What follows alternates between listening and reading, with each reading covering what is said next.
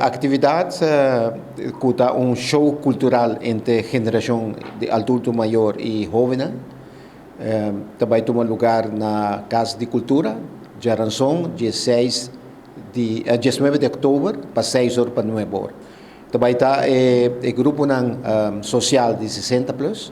Também tem 2 grupos que também dão atuação a canto, baile e poesia.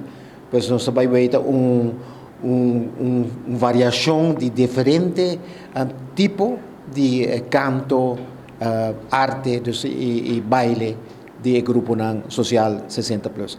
Pois nós vai invitar a comunidade para assistir na atividade e nós esperamos que nós por deletar na comunidade de Aruba.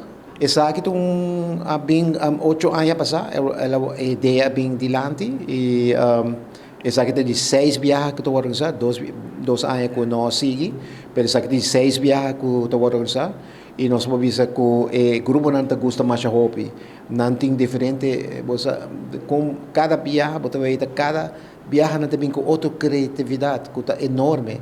Nós adultos na maior tem hobby, ideia, conhecimento e essa aqui não mostra também na show.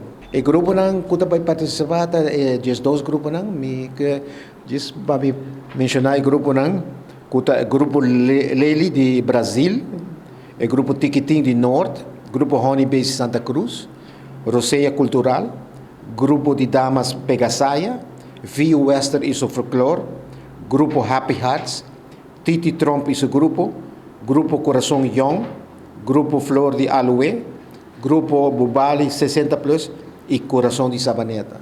Pois esse é todo o grupo que vai aparecer na grupo núcleo 60 plus.